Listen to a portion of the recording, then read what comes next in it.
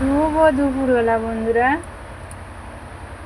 এখন তোমাদের আশা করি তোমাদের সব পুজো আচ্ছি সব দেওয়া হয়ে গেছে। আমার এখনও দেওয়া হয়নি।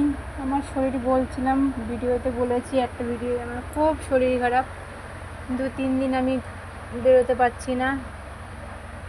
তা আমি রান্না করলাম, করে নিয়ে দুটো ছেলে খেলো, খেয়ে দিয়ে নিজে স্নান ফ্যান করলাম, করে আস্তে আস্তে বসে বসে এই ভগবানের সেবা।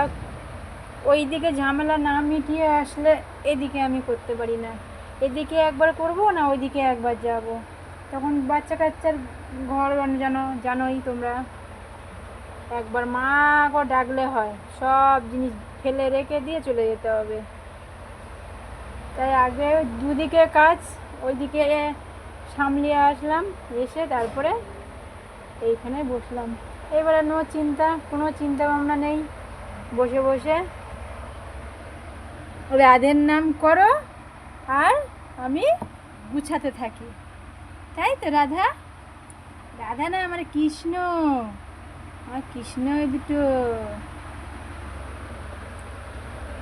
আজকে বৃহস্পতিবার, আমি সব পরিষ্কার আমার করতে হয়, সব পুরো পরিষ্কার, সব ফুল ফেলে দিলাম পরিষ্কার করে, এই যে সব ফুল ফেলে দিলাম।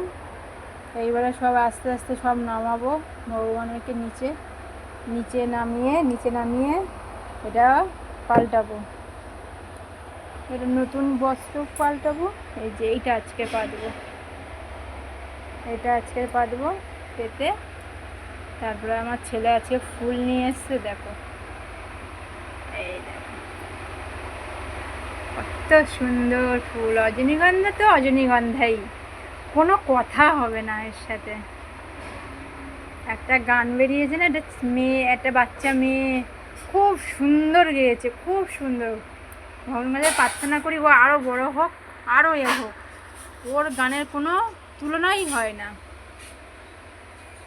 একটা গান বেরিয়েছে না, রজনীগন্ধা ফুলের মালা গৌরের গলায় যদি থাকতো, গৌর কত না ভালো লাগতো।